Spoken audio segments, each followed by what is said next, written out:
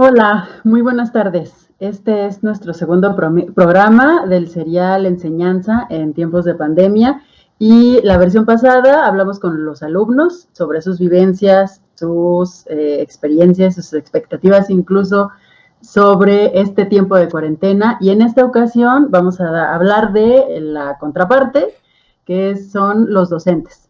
Para ello tenemos a dos invitados de honor. La primera es María Elena Gómez Tagle Mondragón. Ella es licenciada en Pedagogía, egresada de la Facultad de Filosofía y Letras de la UNAM, y es maestra en Ciencias en la especialidad de Investigación Educativas por el CINVESTAB. Fue adjunta de investigación en la UPN, Unidad Ajusco, y más tarde colaboró como técnica en investigación para CONAF. Fue miembro del equipo de seguimiento de la Dirección General de Normatividad y de la Dirección General de Educación Superior para Profesionales de la Educación, donde realizó acompañamiento a escuelas normales y entidades sobre los procesos de formación inicial de maestros. También fue subdirectora de vinculación en la Dirección General de Innovación y Fortalecimiento Académico de la Administración Federal de Servicios Educativos en el DF. Y en la Ciudad de México diseñó y coordinó proyectos para educación secundaria, así como para la formación continua de directores y supervisores escolares. También ha sido autora y coautora de libros de texto para preescolar, primaria y secundaria, y ha colaborado como asesora externa de la oficina de la UNESCO en México. Actualmente se encuentra estudiando el doctorado en el Departamento de Investigaciones Educativas del CINVESTAB. Ella es Elena, entonces ahí estamos con alguien con una vasta experiencia en el trabajo con maestros. Muchas gracias. Pues yo les quiero presentar a Carlos Salcedo Pech. Él es pedagogo, profesor e instructor con más de 20 años de experiencia profesional. Ha diseñado programas en línea para Atlantic International University y diplomados para la UNAM. Imparte clases tanto de licenciatura como maestría en diferentes universidades. Colabora en diversas instituciones públicas y privadas como capacitador de personal. Es un apasionado de la educación, eso me consta. Ofrece formación humana basada en modelos de enseñanza de vanguardia. Realiza investigación aplicada promoviendo el desarrollo pleno del ser humano. Tiene licenciatura, como decíamos, en Pedagogía, Ceneval UNAM, maestría en la Universidad Anáhuac en Dirección de Centros Educativos y actualmente está haciendo el doctorado en la Universidad Abierta de Educación.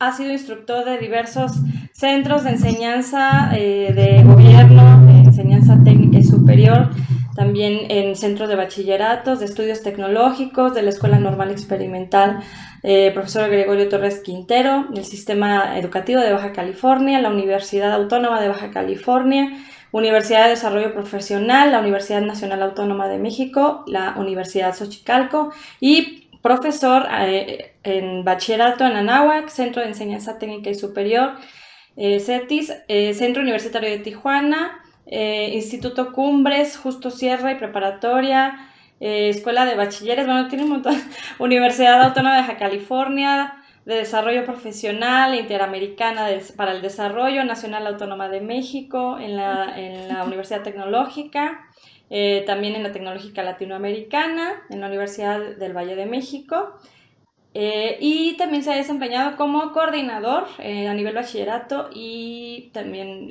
licenciatura y no sé si maestría también, y coordinador también y director de área en escuelas privadas. Y bueno, pues además de todo, pues es un gran conocido ex compañero de trabajo hace como 10 años, entonces pues también aquí seguimos colaborando. Muchas gracias, Carlos. Y bueno, pues queremos empezarles a preguntar una cosa ya para meternos en sus interiores, ñaca, ñaca. No, pues nada, nos gustaría saber cómo son sus días cotidianamente a partir de la cuarentena. Elena, si nos quieres platicar. Claro, pues fíjate que para mí fue un momento de tránsito. Sí tuve que moverme un poco de donde generalmente vivo, porque yo tengo un hijo adolescente y los metros cuadrados del departamento empezaron a resultar pues insuficientes, digamos, como para una buena interacción, y nos tuvimos que mover un poquito para un lugar donde al menos se puede subir a la bicicleta y dar 3 vueltas así, como si le estuviera dando la vuelta al comedor, ¿no? Pero esa circunstancia significó que a donde nos fuimos teníamos que habilitar el internet y eso modificó mucho nuestras rutinas. Creo que ya después de que nos establecimos, he podido como tener un poquito más de armonía, digamos, en tiempos de trabajo, de interacción familiar, pero la verdad es que es muy complejo. El hecho de que estas fronteras entre lo profesional y lo familiar estén borradas, ¿no? No es de que sean difusas, sino de que están borradas. Eso dificulta mucho porque puedes estar como muy clavado y de repente llega alguien y te dice, oye, que si la sopa ya está buena, ¿no? Entonces, esa circunstancia siempre es, no es lo más amable que uno quisiera ni lo más deseable, ¿no? Más allá de eso, la verdad es que creo que en casa tenemos la fortuna de no tener que salir, porque hay muchas personas que si no salen no tienen garantizadas las cuestiones mínimas, entonces creo que la nuestra es una circunstancia afortunada, pero bueno, pues aquí acometiendo justamente el encierro, ¿no? Carlos, no sé si quieres continuar. Gracias, Elena.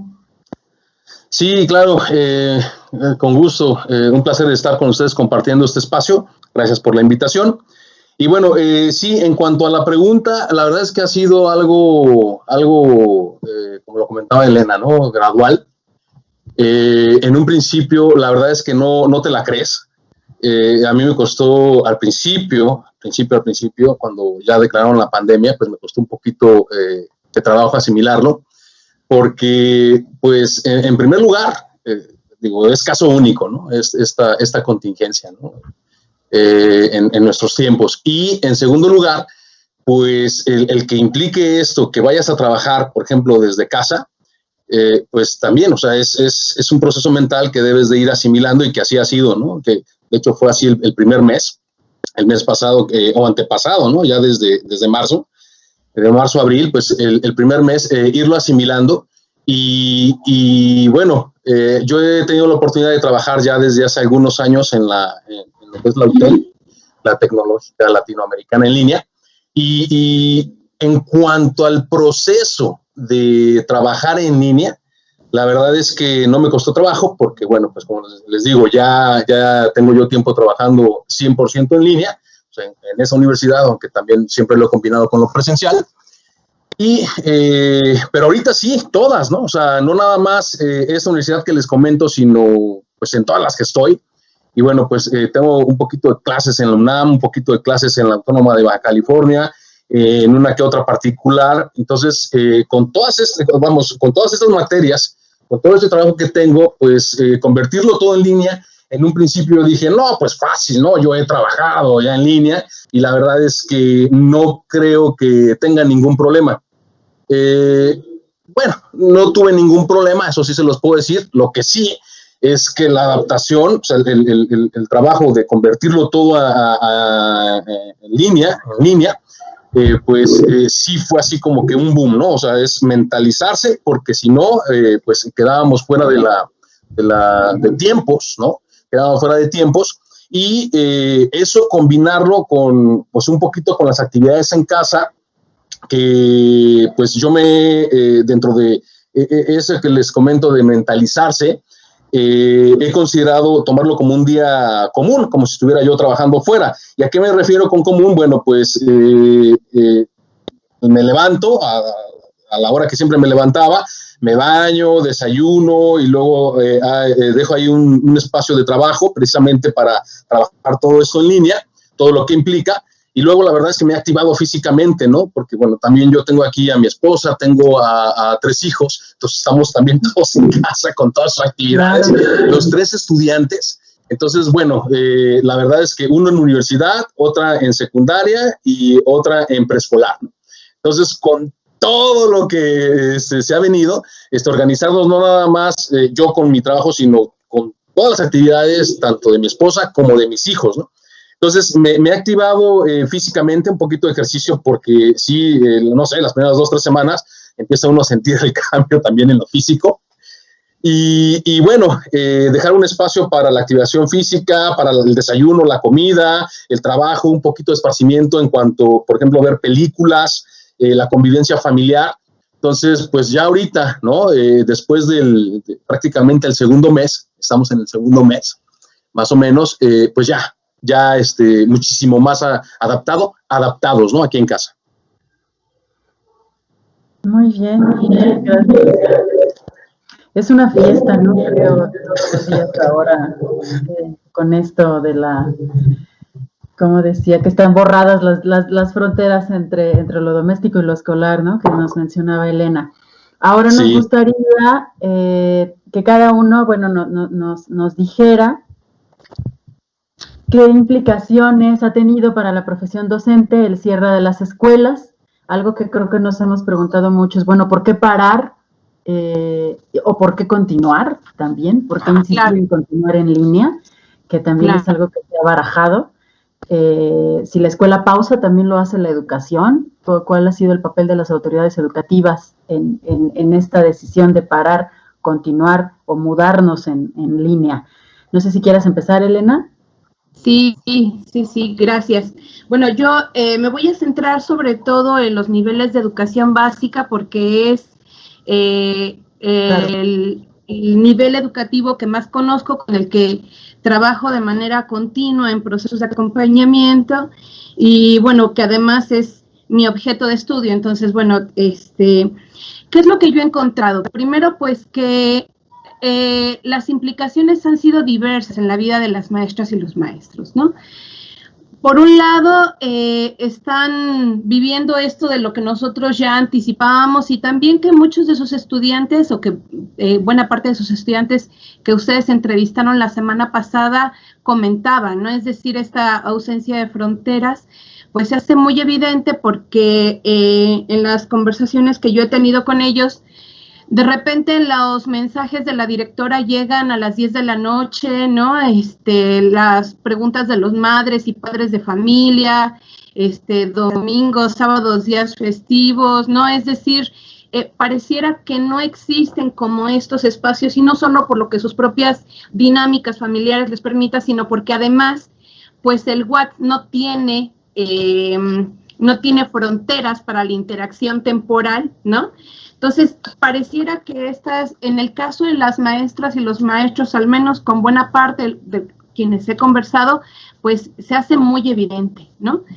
También creo que están enfrentando una circunstancia que ha sido, creo yo, muy cuidadosa en términos de que les estamos pidiendo algo que puede parecer un poco duro, pero creo que hay que nombrarlo como tal, ¿no? Si nos colocamos en la arista más normativa y jurídica de la función, están trabajando con sus propios recursos. Es decir, la Ley Federal del Trabajo plantea, tú estás empleado por tal institución o empresa, está obligada a proporcionarte los insumos de tu trabajo, ¿no? Y los maestros están haciéndolo con sus recursos, con sus elementos, ¿no? En un escenario que no anticipaban estar ahí. Es decir, si ustedes me hubiesen dicho hace 6 meses, les avisamos que iban a tener un seguimiento vía internet, diría, claro, tuvieron 6 meses y además la institución generó tales procesos de acompañamiento, pero eso en los hechos no sucedió, ¿no? Entonces, por ejemplo, hay casos, he tenido noticia de maestros que regresaron a sus comunidades. Por ejemplo, en la Ciudad de México hay maestros que trabajan y los fines de semana regresan a su comunidad y se vuelven a trasladar el domingo por la noche o el lunes por la madrugada, Hidalgo, Guerrero, ¿no?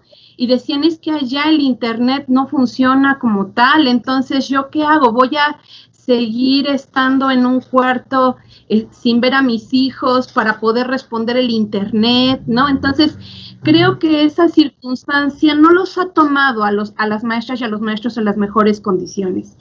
Y finalmente, respecto del uso de los medios digitales, Y hay que decirlo que tiene que ver con un asunto de perfiles, ¿no? Es decir, el último estudio publicado por el INE daba cuenta que la media de edad de nuestros maestros oscilaba en los 45 años, ¿no? Es decir, maestros medianamente jóvenes, dependiendo el nivel educativo. Ahí es muy curioso porque, por ejemplo, secundaria tiene los maestros de mayor edad, a diferencia del nivel, por ejemplo, de preescolar, ¿no? Y la habilitación en los medios digitales también parecía que era un asunto de mandato, pues hoy amaneciste diestro en el tema y vas, ¿no? Entonces esa circunstancia también ha sido un reto para ellos. Entonces creo que no ha sido una experiencia, creo yo, del todo amable, y eso no quiere decir que hagan esfuerzos. Me parece que están haciendo esfuerzos importantes, ¿no? Por ejemplo, me he dado la tarea de recabar experiencias y ha habido maestras desde que se mandan foto de lo que necesitan entregar sus alumnos, lo mandan por correo, buscan a la vocal, hasta quien se hace de un video cantándole las mañanitas el Día del Niño a los integrantes y a las integrantes de su grupo, ¿no? Es decir, maestros que están muy en la camiseta de poner, de darle seguimiento y acompañamiento a sus alumnos, ¿no? Yo quisiera ahí tomar esta discusión de si paramos o no paramos, ¿no? Y me parece que habría, en el caso de la educación básica, habría que identificar que la escuela es muy valiosa en la vida de las niñas y los niños, ¿no? Es muy valiosa, primero porque da esta posibilidad de hacer un paréntesis, es muy de Machelense, hicimos esta aseveración, ¿no? Siguiendo las discusiones que Inés Dussel ha puesto sobre la mesa de hace rato, ¿no? De hacer un paréntesis en la vida de las niñas y los niños y de decirle, bueno, estás en la escuela y es el momento en el que puedas olvidarte un poco, si trabajas por la tarde, si cuidas a tus hermanitos, ¿no? Es decir, de que puedas abrir ese paréntesis y estar ahí, ¿no? Entonces, tener la escuela por programa, porque el maestro escribe, me parece que es importante y creo que es muy valioso siempre y cuando no lleve al tema de las evidencias, de las carpetas y menos de la evaluación y la certificación. O sea, me parece que ahí es un punto de quiebre impresionante. Porque si a los maestros los tomamos desprevenidos y están haciendo un trabajo de mucha buena fe, ¿no? En el caso de los niños el asunto no solamente es eso, sino además es una enorme posibilidad para acrecentar brechas de desigualdad que ya estaban presentes en la escuela, ¿no? Yo por ahí publiqué un textito en días pasados, ¿no? En donde lo que señalaba es que la escuela pone condiciones para la igualdad, ¿no? Entonces, todos con sus libros, todos en un espacio, todos frente a un especialista, y no importa quién es tu familia, en qué trabaja tu papá, todos tienen condiciones más o menos homogéneas para el aprendizaje. Cuando yo pongo el aprendizaje, evidencias, carpetas, según tus condiciones de vida, en realidad estoy evaluando las condiciones de vida de los niños, pero no estoy evaluando los procesos de aprendizaje de los chicos, ¿no? Entonces ahí me parece que hay que continuar, sí hay que continuar porque la escuela es importante en la vida de las niñas y los niños, pero no así, y no con esas preocupaciones. Me parece que las preocupaciones están en otro lado y la más importante es la vida de las niñas y de los niños, ¿no? Claro, claro, qué valioso todo lo que nos dices, Elena. Carlos. Sí.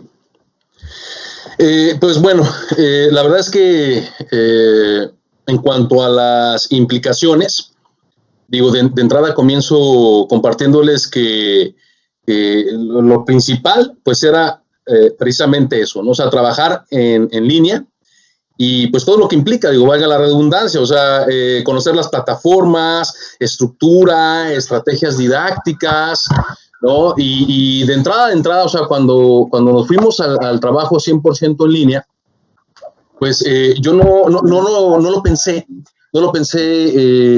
ahorita un poquito como pensé de que fuese una problemática, bueno, de primera instancia para los profesores, ¿no? ¿Por qué? O sea, no lo pensé de manera inmediata porque como yo he trabajado en línea, dije, bueno, pues nos vamos a trabajar en línea ya. Pero bueno, resulta que no nada más, o sea, hubo ahí algunas situaciones con los profesores, bueno, acá sí lo puedo decir por experiencia en todos lados que trabajo, la verdad es que fueron mínimas, pero sí las hubo. En cuanto a lo tecnológico, primero tener una computadora o internet, que sí hubo uno o dos por ahí que no lo tenían, y luego conocer la plataforma y cómo, o sea, la estructuración de la plataforma y cómo podías trabajar o podrías trabajar en ella. Entonces, esto aunado a que los alumnos, ahí sí fueron muchos, inclusive de escuelas particulares que no tenían los medios, o sea, ni algunos, pues, ni computadora, ¿no? O sea, ni computadora, otros no tenían internet, entonces, pues, desde ahí comenzaba la problemática. Igual no habían trabajado en línea, o sea, sí conocían un poquito, pero no habían trabajado en línea. Entonces, ¿qué implicó? Sí, o sea, se complicó un poquito porque había que capacitar a los profesores, pero también de manera virtual, ¿no? O sea, no podían ir a las escuelas o no podíamos ir a las escuelas a que nos capacitaran. Entonces, bueno, pues ahí hubo un encontronazo, porque, bueno, a través de videoconferencias, a través del teléfono, pues se tuvo que instruir un tanto a los profesores y también sensibilizar a los profesores, sensibilizar a los alumnos, a los papás de los alumnos. Y bueno, pues todo esto también se salió un poquito de control al principio, porque las mismas autoridades, al no saber cómo trabajar en línea, porque también las autoridades, ¿no? Las mismas autoridades, al no saber cómo trabajar en línea, pues pedían trabajo sin desmesurado, o sea, sin medida, pues, o sea, mucho trabajo, y eso se convirtió para los profesores, para los coordinadores, el doble o el triple de trabajo, porque, bueno, se trataba de salvar la situación y no de convertirse en una universidad en línea, ¿no? Entonces, pues ahí puede haber controversia, porque, bueno, al final de cuentas es trabajar como una universidad en línea, pero se podría trabajar hasta cierto punto, con ciertos elementos, hasta cierto nivel, y no como lo hace una universidad que se dedica 100% a trabajar en línea, o una prepa, una escuela, ¿no? Entonces, eso es de primera instancia lo que implicó, o sea, darle solución a que, pues, los profesores conocieran la plataforma, trabajaran la plataforma y que tuvieran cuidado con la asignación, o sea, el tamaño de las actividades que estaban dejando, el número de actividades que estaban dejando, y, bueno, también sensibilizar muchísimo a los alumnos para que pues no se resistieran. O sea, la verdad es que los alumnos en un principio a ese grado, sobre todo en escuela particular, bueno, también en las de gobierno, pues me doy de baja este semestre y continúo el que sigue hasta que estemos de manera presencial. Y bueno, no, espérate, o sea, continúa, se te está brindando la opción, la oportunidad de continuar. No, pero es que no quiero trabajar en línea. Espérame, es que ahí está, ¿no? El trabajo de sensibilizar, de darle sentido, y, bueno, pues esto precisamente nos lleva a la segunda pregunta, ¿no? Que planteabas, la de si parar o no parar, ¿no? Entonces, pues parar no lo veo yo como una opción, porque, pues, el proceso educativo debe de continuar, ¿no? Debe de continuar, y más hoy en día, con toda esa tecnología que tenemos, que sí, la verdad es que hay un poquito de resistencia al cambio, que sí, además, bueno, pues la verdad es que también algunos no tienen los elementos, pero bueno, se le va dando forma, se le va buscando, y dadas las circunstancias, pues, no teniendo opción, es encontrar esa forma, encontrar ese camino y entonces irnos por ahí. No frenar, pues lo reitero aquí, con todo lo que tenemos hoy en día, porque, bueno, pues la verdad es que el proceso educativo es importante, ¿no? Esa es mi forma de verlo, el continuar. Ok, también yo creo que muy valioso, tanto lo que decimos sobre los esfuerzos docentes que están presentándose, creo que hay mucho material incluso para investigación educativa, como a qué práctica nos está llevando en todos los niveles, ¿no? Claro. Y en varios escenarios, a qué prácticas nos está llevando.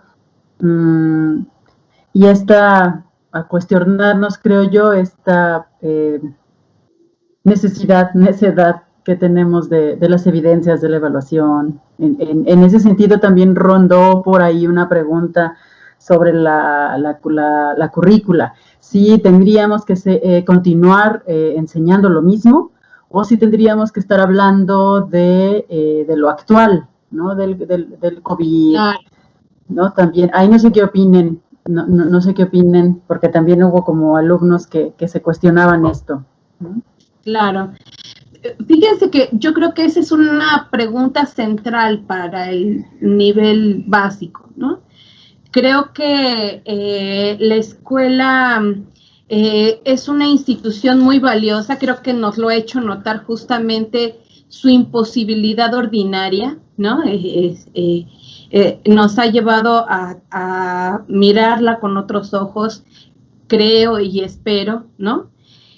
Pero también es justo que la escuela se mire a sí misma y se pueda repensar en un contexto de excepción, porque la excepción la tenemos ahora tangible en todos lados, ¿no? La escuela no puede trabajar con sus mismas formas y procedimientos en condiciones en las que no hay posibilidades para ello, ¿no? Y si me lo preguntan con mucho énfasis, creo que la escuela incluso en estos días tendría que dejar el tema del aprendizaje en un segundo nivel de importancia. Hace un rato yo les planteaba que lo más importante es la vida y el bienestar de las niñas, los niños y los adolescentes. Y creo que no existe, no le identifico yo, no existe otra institución tan eficaz para establecer una comunicación con las familias como la escuela en estos momentos. ¿Qué creo que tendría que hacer? Más que planear las sesiones, me parece que tendría que hacer un ejercicio de acercamiento de cómo están, cómo les ha ido, ¿no? Si nadie ha enfermado, si nadie de su familia cercana ha enfermado, ¿no? Si alguien en casa perdió el trabajo, si los alimentos están garantizados, ¿no? Yo hace rato comentaba en otro grupo que una directora me compartió cómo es que tenía conocimiento de familias que habían abandonado el departamento, la casa que rentaban porque no tenían para seguirlo pagando, ¿no? O padres o madres de familia que perdieron el empleo en esta coyuntura.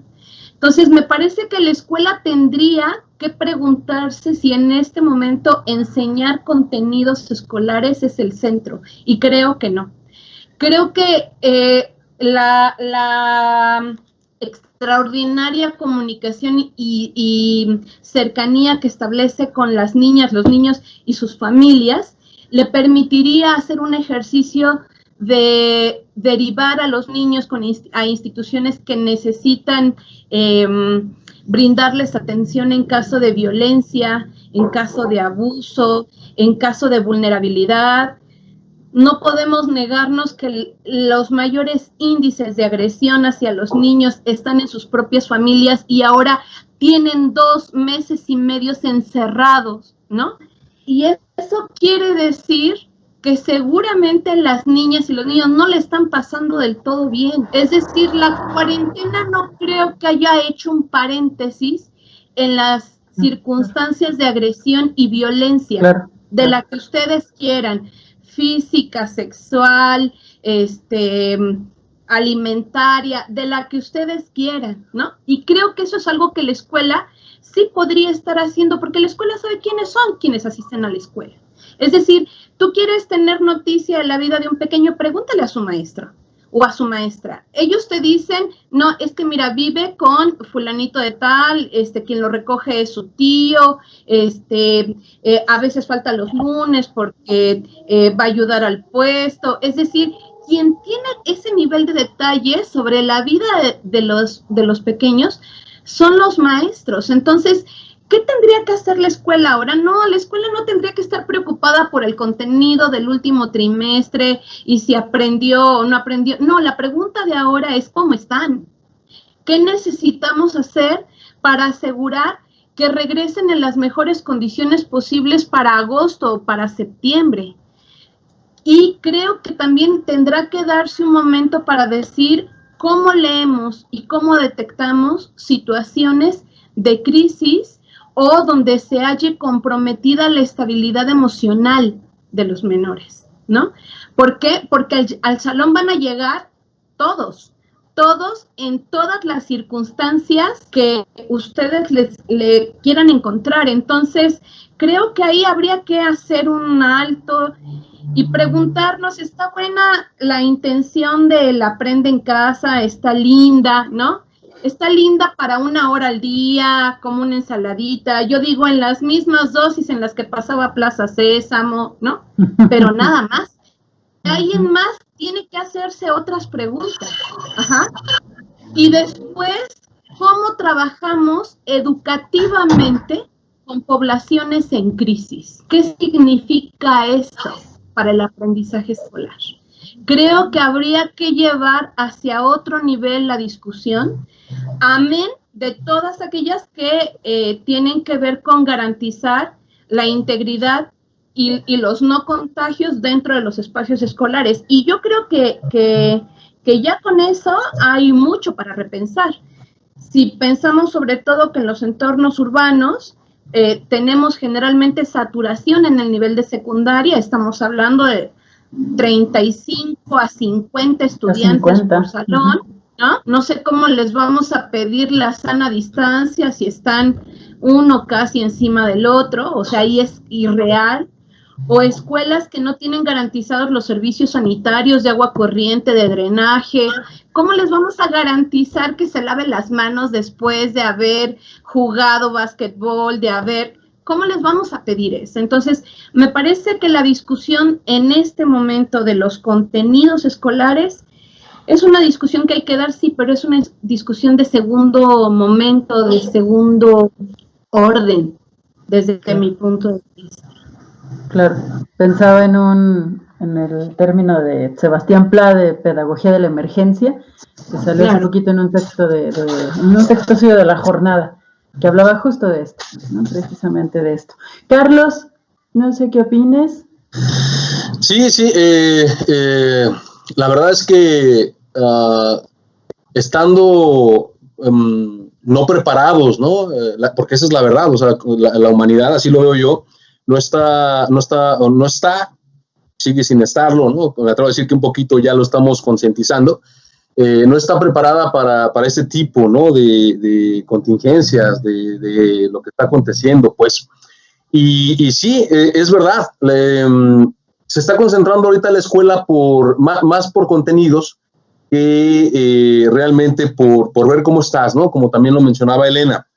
Entonces, es verdad, sí, la escuela debería de preocuparse un poquito, igual que las autoridades en los otros ámbitos, en las otras áreas, pero bueno, hablando de la escuela, debería de preocuparse un poquito un poquito, me refiero más a fondo, de cómo están, ¿no? Cómo están las familias en casa y más que estar preocupados por estar dando los contenidos, pues en un alto porcentaje, 100%, sí deberían de preocuparse por ver cómo estás. Lo que yo he visto es que, y así lo han mencionado, y así también lo veo yo, es que, bueno, siendo la escuela la encargada de formarte integralmente, o sea, no nada más con conocimientos y habilidades, sino también con las actitudes y los valores, Entonces, en esta parte, en este pilar de la educación, en el actitudinal valoral, debería de preocuparse, como lo estaba mencionando hace ratito también Elena, debería de preocuparse un tanto de cómo estás. Y en los mismos porcentajes en los otros pilares, ¿no? O sea, en los contenidos, conocimientos, ¿no? Pero lo que yo he vivido, a eso quiero llegar, es que las escuelas, tanto la autónoma aquí del estado como una en particular, la Universidad de aquí de Ensenada, sí lo están tratando ya de ver. O sea, a estas alturas y después de 2 meses y medio, ya lo están tratando de ver. ¿Cómo lo están manejando? Pues lo están manejando como, ¿saben qué? No se preocupen, vamos a ser flexibles. O sea, ahí entra la flexibilidad. Si no puedes trabajar esto en línea, entonces ya vemos cómo lo puedes abordar, porque bueno, a lo mejor si no tienes los medios, a lo mejor ya estás viviendo otras situaciones de desempleo, de violencia. O sea, esos casos en particular los están ya abordando. Es decir, a ver, espérame, no puedes cumplir, o sea, porque te quiero aquí, ¿no? Vamos a pensar en conocimientos, en contenido. Y así es como lo están queriendo trabajar. No puedes cumplir, ¿sí? A ver, espérame, platícame tu situación. ¿Qué está sucediendo? Ven, acércate. Y dentro de lo que estés viviendo, le están dando solución. Entonces, en conclusión, lo que yo veo es que sin descuidar los pilares de la educación, o sea, si los tomamos en cuenta estos pilares, sí debemos de preocuparnos tanto de los contenidos, del conocimiento que te quiero dar, sobre todo porque tenemos esta opción y a lo mejor otras, ¿no? O sea, pero bueno, ya lo platicaremos también esas opciones que no sean en línea. Y eso tanto en contenidos y conocimientos como en lo actitudinal valoral, en las cuestiones de vida, o sea, ese pilar de vida que es importantísimo y que yo no sé si lo están manejando honestamente en otros lados. O sea, yo te estoy hablando de aquí lo que yo he visto en Baja California y con 2, 3 escuelas. O sea, sí lo están considerando. A ver, déjame ver qué te está sucediendo, qué está pasando, por qué no puedes entregar. Y entonces, bueno, a lo mejor ahí cambiar la estrategia o buscar una solución, ¿no? Buscar una solución que precisamente en eso estamos, ¿no? Nada más, lo que me parece es que son distintos contextos de la educación básica y las universidades. Y ahorita con lo que mencionaban, pensaba yo, es que las universidades tendrían que estar a la altura, porque ya pensando en la formación profesional, ahorita todas las necesidades que marcaba Elena, y viendo que hay carreras de trabajo social, psicología, medicina, enfermería, porque si no, la precarización del trabajo docente en la escuela básica, de verdad, todo el tiempo están trabajando de manera impresionante, fuera de casa, dentro de casa. Esto no nada más es de este momento de contingencia, realmente están trabajando en sus planeaciones día, noche, y a lo mejor no les llega el mensaje del papá a las 2 de la mañana o igual y chance así, pero sí están en ese trabajo de revisiones de las bitácoras, esto que decía Elena, conocen a sus estudiantes definitivamente, a veces más que los padres, porque los ven en otros contextos que no está mediando esta condición de lazo que hay familiar.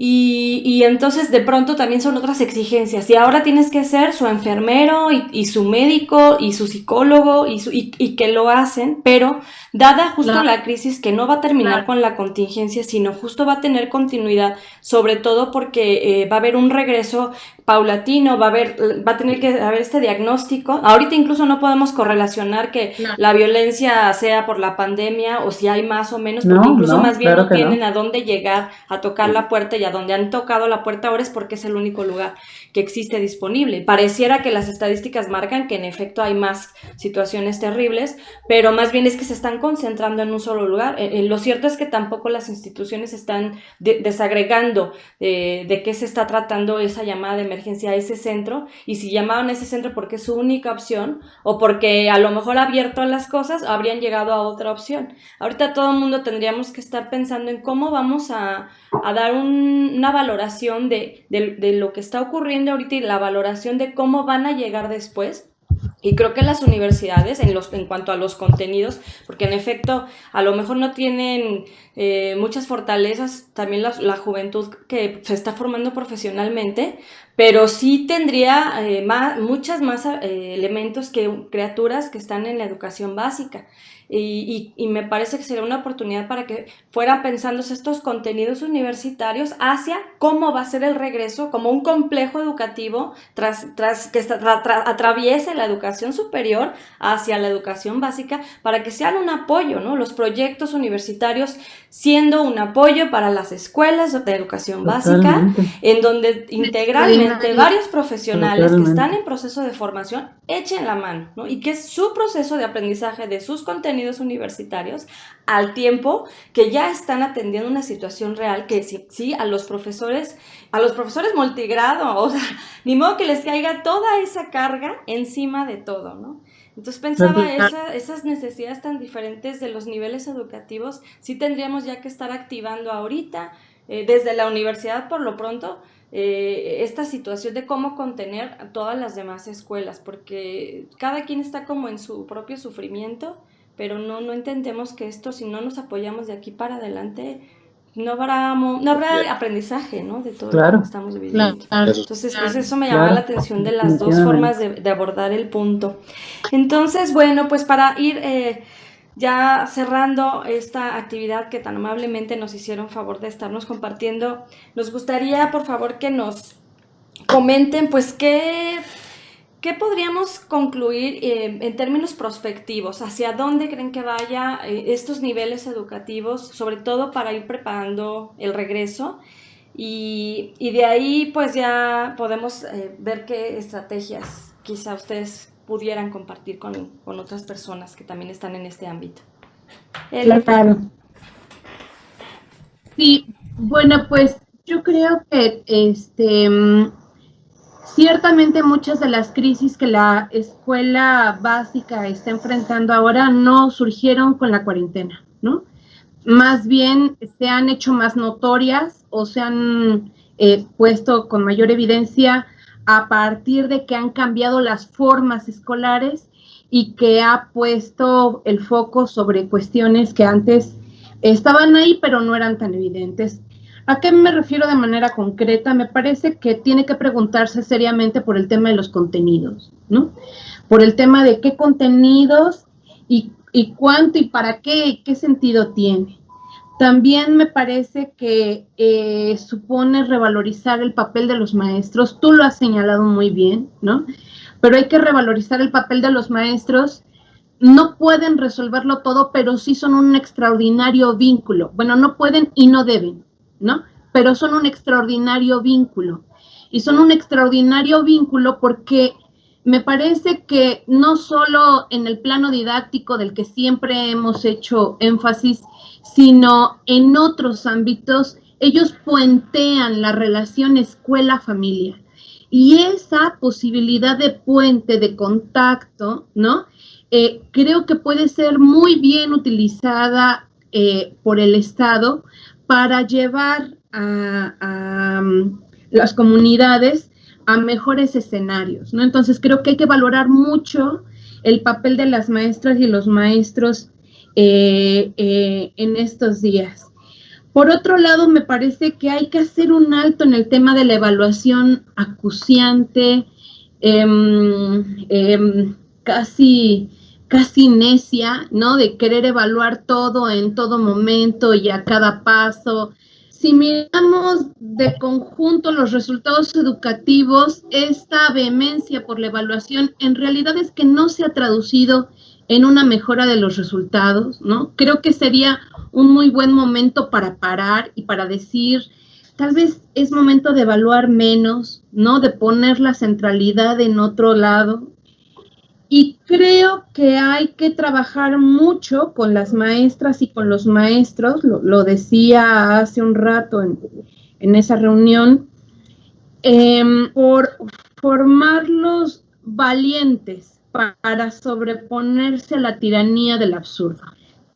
Y ese absurdo aparece en el de quiero una fotografía de los niños haciendo la tarea del día y de la retroalimentación que se le hizo a la tarea enviada, ¿no? Es decir, a toda esta serie de direccionamientos, lineamientos y todo lo que se asemeje, que son absolutamente absurdos y que no redundan ni en aprendizaje, ¿no? Porque yo no podría decir que por hacer,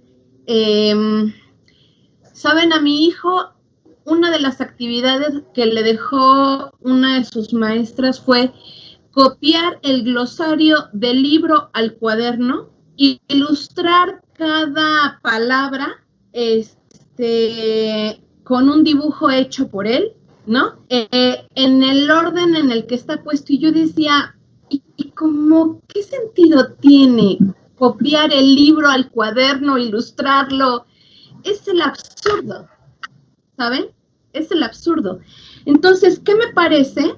Me parece que la mejor herramienta tiene que ver con una actitud muy reflexiva, con fortalecer el sentido crítico, el juicio profesional de las maestras y de los maestros que les permitan sobreponerse a los absurdos. Creo que eso es una urgencia del sistema educativo. Tenemos un cáncer interno, no de ahora, por supuesto, de hace mucho tiempo, en donde llueven indicaciones de todas las instancias posibles, desde la supervisión escolar, la dirección escolar, la dirección de zona, la autoridad educativa federal, estatal, la que ustedes quieran. De repente pareciera que es un empeño por dar cuenta de a quién se le ocurren cosas más creativas en relación a qué, ¿no? Y buena parte de ellas tienen muy poco que ver con generar o favorecer escenarios de aprendizaje en las aulas. Y quienes pueden detenerlo son las maestras y los maestros, ¿no? Es decir, quienes tienen que decir, basta, por favor, no más. Esto es un absurdo, son las maestras y los maestros, pero hay que generar condiciones para ello. Hay que generar condiciones para ello porque ciertamente somos un sistema educativo que valora mucho más la obediencia que la actitud reflexiva. Entonces, esa es una condición que históricamente le pesa mucho al sistema escolar.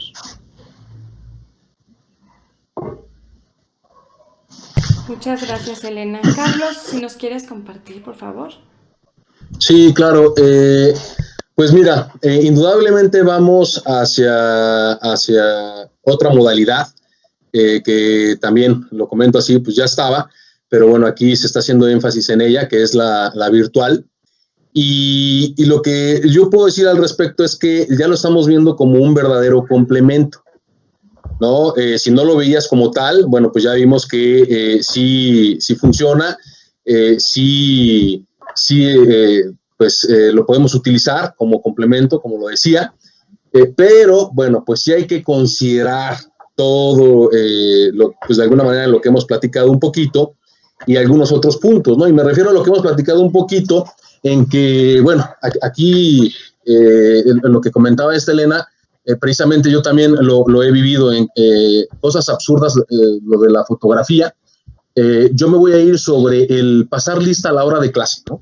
O sea, estamos en línea, oye, y luego si lo estás manejando en línea, pues igual, o sea, va a existir esa flexibilidad, entre otros aspectos. O sea, ahorita es el que estoy mencionando, porque no sabemos cuál es la situación, en primer lugar, exacta del alumno. Entonces, de manera particular, en este ejemplo de que, pasa lista, si tienes clase a las 10, híjole, 10:05, no, pues estás entrando tarde a la clase. Espérame. Por eso precisamente es en línea. O sea, no necesariamente tienes que pasar lista, y si el alumno pasó lista 15 minutos después, no, llegaste tarde, no, espérame. O sea, a eso me refiero con que hay que ver cómo se puede trabajar en línea de la mejor manera posible.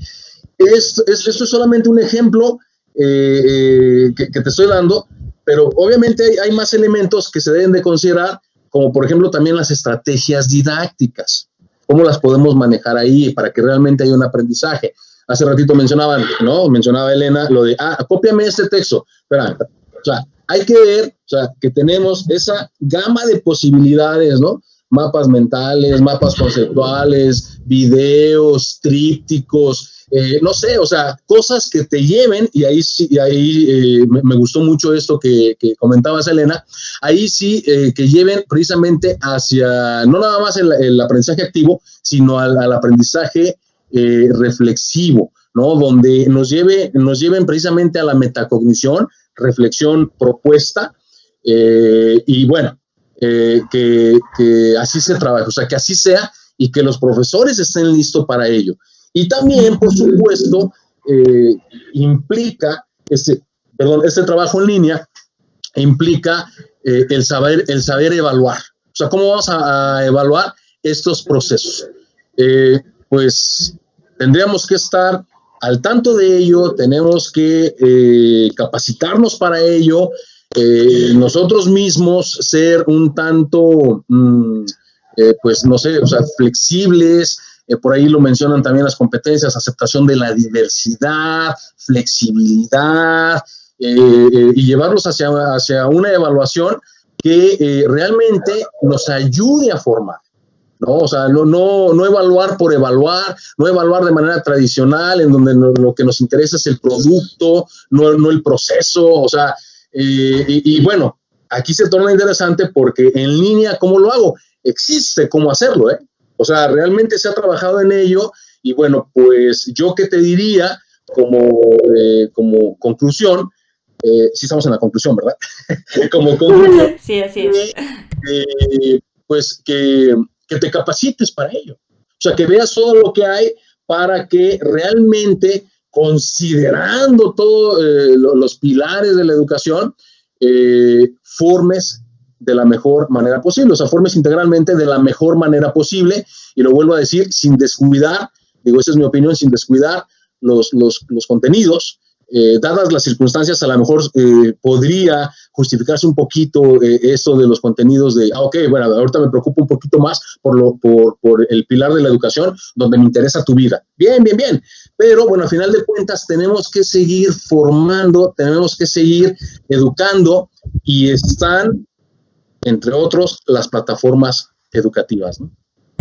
Sí, es que como mencionabas, no es lo mismo dar clase en línea que presencial y luego migra a en línea. No, definitivamente es una metodología muy diferente, una epistemología, una teoría detrás, estrategias, es otra cosa. Entonces, como no se tiene esta capacitación, precisamente, y además la escuela que está narrándonos Elena no está en esa situación, o sea, no tendría por qué verse forzada a estar sometida a una situación en línea como alguien que trabaja en línea lo hace habitualmente, porque no está hecha para eso, ¿no? Y el profesorado pues se vio obligado por las cuestiones de las autoridades a migrarlo como si con calzador, así como si fuera tal cual el asunto, y definitivamente no. Entonces, bueno, pues con este panorama y con los profesores y las profesoras, la preocupación que tienen de la impotencia que les da no saber hacia dónde direccionar estos asuntos, pues qué recomendaciones. Tenemos una caja de herramientas virtual y que es gracias a la experiencia que ustedes nos están compartiendo. Pues, ¿qué podrían decirle a otros docentes como algo que les pueda ayudar en este proceso?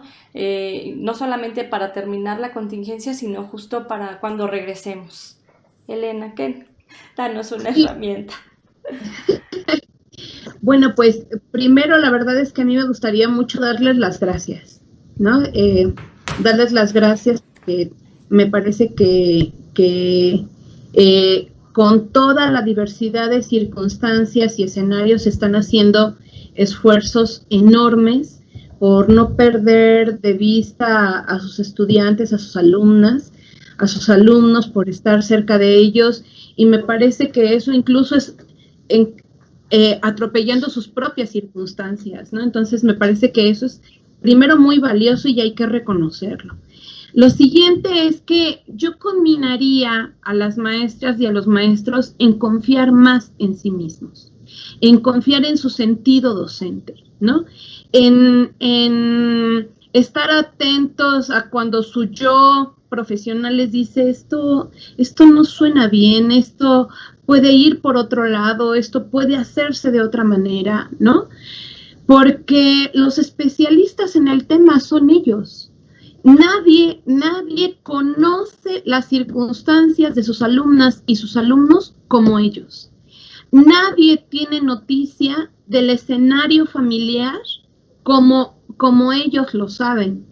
De manera que ese puenteo exige ahora no seguir instrucciones, sino poder tomar decisiones en el proceso. Y eso puede significar en algún momento distanciarse de las orientaciones que las autoridades les brindan. Pero ellos tienen muchos más elementos y tienen un conocimiento mucho más fino del terreno en el que están parados que cualquier instancia gubernamental. Entonces, para mí, ¿cuál es la mayor recomendación? Confiar en su ser docente, confiar en su experiencia, confiar en su juicio para poder, ¿sabes? Las maestras y los maestros son muy buenos cuando hacen un diseño didáctico, cuando están trabajando con un grupo, de decir, se me hace que esto funciona, se me hace que esto no. Han desarrollado, la práctica les ha llevado a desarrollar esa capacidad, ¿no? De observación, de anticipación de escenarios. Son muy buenos para eso. Un maestro con experiencia es muy bueno para decir, ¿de verdad vas a hacer tal cosa? No sé, creo que no va a funcionar, porque son muy buenos en la prospectiva, tienen una racionalidad prospectiva muy desarrollada, ¿no? Y esa racionalidad prospectiva está afincada en lo que la experiencia les ha enseñado y en el conocimiento del terreno que están pisando. Entonces yo diría, esa es su mayor fortaleza en este momento. Esa. Y tomen decisiones que les permitan a las niñas y a los niños que están acompañando tener escenarios más amables, más fructíferos, incluso con mayor sentido respecto del trabajo escolar. Yo creo que es muy difícil dar cuenta de habilidades concretas en escenarios tan heterogéneos como los tiene la educación básica en México, pero sí podemos pensar como en esos cuadrantes o criterios que permitan ponerle ciertos límites a la acción y me parece que la mayor fortaleza está en su ser docente. Sí, reivindicar la propia labor, dignificarla, si nadie nos la viene a dignificar. Muchas gracias, Elena. Carlos, por favor. Sí, mira, lo que yo les puedo compartir, aportar, ¿no? De alguna manera ya lo he mencionado. Primeramente voy a hablar de los docentes, es que practiquen la disciplina, ¿no? Precisamente con todo lo que implica. Yo lo decía en un principio, ¿sabes qué? O sea, trato de que sea un día normal aquí en casa. O sea, me levanto, me baño, desayuno, después trabajo un ratito, después actividad física, etcétera. O sea, todo eso es muy fácil perderse, ¿eh? En lo que es en la educación en línea. O sea, si no estás mentalizado, si no llevas una agenda, si no te disciplinas, la verdad es que te pierdes. O sea, los tiempos te comen y luego al final del día no hiciste más que 1 o 2 actividades de 5 o 6 que tenías. Entonces, bueno, sí, considerar la disciplina, tomarla en cuenta y llevarla a cabo, ¿no? Otro punto es hacer variado el proceso de enseñanza-aprendizaje. Hacer variado, o sea, hace rato lo comentaba, o sea, hablaba de las estrategias didácticas. Bueno, pues el trabajar en línea, la verdad es que puedes utilizar tantas estrategias didácticas como ya están ahí estipuladas, enmarcadas. Y bueno, las que se te ocurran a ti, ¿verdad? O sea, que lleven hacia este aprendizaje activo, situado, etcétera, que nos pueden ayudar a un mejor aprendizaje. Y bueno, también no nada más las estrategias, sino evaluar formativamente, ¿no? O sea, también buscar la manera de evaluar formativamente, y bueno, pues esto implica, o sea, nos lleva otra vez a que te capacites, lo que decía hace rato, o sea, eso es lo que yo te recomendaría, ¿no? Que te instruyas al respecto. Y un tercer punto para los docentes es que muestres gusto, pasión por lo que haces, aunque haya resistencias, claro, pensando en que todo va bien, porque ya lo mencionamos que también hay algunas situaciones ahí que pues, se atenderán o se deberían de atender, pero pensando en que todo va bien, que muestres ese gusto, esa pasión por este proceso educativo, y esas resistencias, la verdad es que se van a disminuir, te lo digo por experiencia, ¿no? O sea, es que hay que trabajar en línea, pero cuando te ven a ti todo comprometido, disciplinado, metido, pensando en su formación en todos los sentidos, los alumnos empiezan a dejar al lado esa resistencia y empiezan a reaccionar como debe de ser, ¿no? Y para las autoridades, bueno, la verdad es que lo que yo puedo decir es que se sigan preocupando, ¿no? Con todo lo que hacen, y me refiero a que sí, en verdad están preocupados, por ejemplo, esto de que, mira, estos son los contenidos a nivel república, programa de radio, programa de televisión, sí, o sea, ese punto es bueno, o sea, que se sigan preocupando, pero que respeten el trabajo de los profesores. Y aquí yo apoyo mucho lo que decía Elena hace ratito, o sea, que respeten el trabajo de los profesores, o sea, que les tengan confianza. Sí, por un lado, que el profesor se tenga confianza para ser un docente en toda la extensión de la palabra, pero también que les tengan confianza. O sea, las autoridades dicen, es que se va a hacer esto así, espérame. Yo estoy trabajando de esta manera, estoy trabajando el programa y voy bien. Entonces, bueno, respétame esto que estoy trabajando. Eso es lo que yo les diría, ¿no? Y otro punto para las autoridades es que enfaticen otras opciones, otras modalidades, como por ejemplo, que ya ahorita hablaba de la televisión, la radio, o el famoso cuadernillo que tenían que elaborar los profesores hablando de educación básica, que si no, bueno, por ahí hablaban en un momento dado que lo iban a ir a entregar a sus casas, si no lo podían recoger en la escuela, ¿no? O que lo recojan en la escuela, y bueno, ya esa es otra opción. Entonces, sí, como también lo decíamos en un principio, la educación en línea, vamos, que no lo sea todo. O sea, es un complemento, pero tómalo como un complemento, y además, ya que lo tomaste como un complemento, recuerda, es para salvar la situación. No es para que, vamos, trabajes como una universidad que se dedica, o una escuela que se dedica 100% al trabajo en línea, ¿no? Entonces, eso es lo que les puedo yo compartir. Sí, o sea, que más bien se garantice la continuidad pedagógica, pero que no se vea como algo que se va a quedar, ¿no? Esto que ya están haciendo la capacitación de aquí a octubre, noviembre, y todos emocionados con la suite. Y pues no era para eso, es nada más para dar continuidad pedagógica, pero en el sentido que decía Elena, como de estar con el estudiante, con la estudiante, contenerla, saber dónde están y sobre todo buscar que regresen, ¿no? Pues, bueno, la que me gustaría que despidiera el programa es obviamente Daniela, pero yo también quiero agradecerles muchísimo a Elena, un gusto conocerla, me encanta todo lo que nos vino a aportar, y pues Carlos, un gustazo reencontrarte y agradecerte también muchísimo la disponibilidad y el ánimo y pues el entusiasmo de la educación. Creo que lo compartimos los cuatro, y pues estoy muy contenta de que hayamos tenido este espacio. Muchas gracias. Gracias a ustedes. Gracias. Extiendo el agradecimiento. Creo que nos deja pensando varias cosas, sí. Nos deja varias lecciones para el nivel universitario, sobre todo para...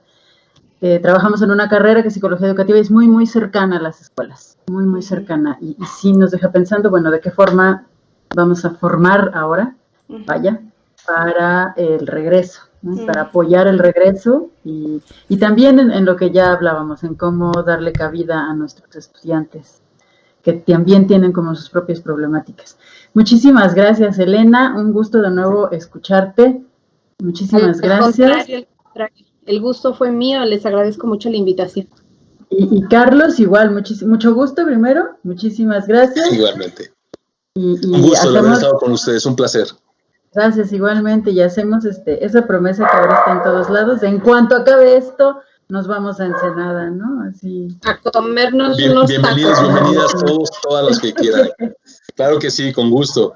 Un verdadero gusto el estar con ustedes y muchísimas gracias a las dos por la invitación. La verdad es que me da muchísimo gusto también estar en comunicación con Paola, ¿no? Con Eva Paola. Sí, está bien empezar a hacer estas redes. También quizás sea de lo bueno que nos va a dejar este encierro, claro, ¿no? claro, estas colaboraciones, claro. definitivamente. Claro. Y bueno, para los que nos están viendo, la siguiente semana el programa es sobre emociones, bienestar y aprendizaje. Vamos a tener a 2 terapeutas hablando con nosotras. Muchísimas gracias y hasta pronto. Gracias. Hasta pronto. Gracias.